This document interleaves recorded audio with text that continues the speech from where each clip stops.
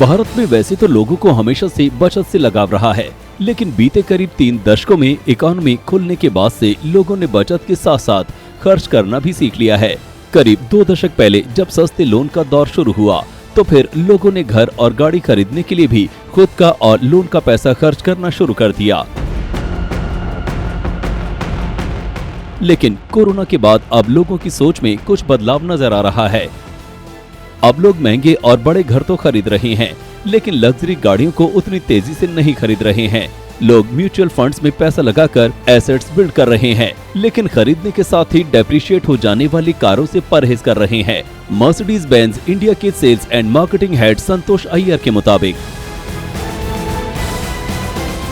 Mutual funds के systematic investment plan यानी SIP में बढ़ते निवेश ने कार जैसे एस्पिरेशनल और प्रीमियम उत्पादों की बिक्री घटा दी है।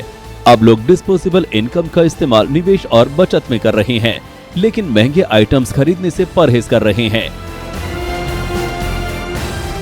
ऐसे में लग्जरी कार इंडस्ट्री ने कोरोना के बाद सबसे तेज रफ्तार से बढ़ने का कमाल तो कर दिखाया, लेकिन भारत की क्षमता के मुकाबले बिक्री अभी भी बेहद कम है। अय्यर के मुताबिक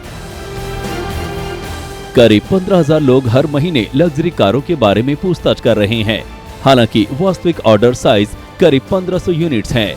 ऐसे में हर महीने 13,500 ग्राहक ऐसे होते हैं जो मर्सिडीज बेंज कार के मालिक बनने से रुक जाते हैं, क्योंकि इन लोगों को कार खरीदने के मुकाबले शेयर बाजार में पैसा लगाने का अच्छा मौका दिलाने वाले SIP पर ज्यादा भरोसा है। यहाँ तक कि अब मर्सिडीज SIP से अपना मुकाबला मानते हुए नई रणनीति बनाने पर विचार कर रही है, लेकिन ये ट्रेंड हाउसिंग मार्केट में नहीं देखा जा रहा है। इसकी वजह है कि यहाँ पर एसेट्स बनते हैं और उनकी कीमत भी खरीदने के बाद बढ़ने की उम्मीद रहती है। SIP के हाई होने के साथ साथ रियल एस्टेट में लग्जरी प्रॉपर्टी की सेल में भी बहुत इजाफा हुआ है।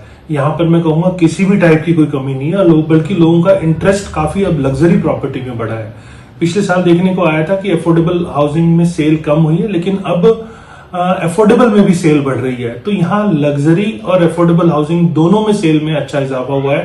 तो SIP का कोई भी इम्पैक्ट रियल एस्टेट पे आता हुआ नहीं दिख रहा। यहाँ प्रॉपर्टी ऑल टाइम हाई चल रही है।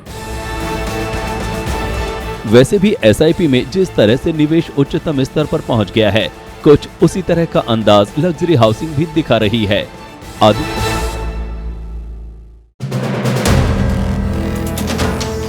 वीडियो पसंद आया तो हमें लाइक, कमेंट, शेयर और सब्सक्राइब जरूर करें।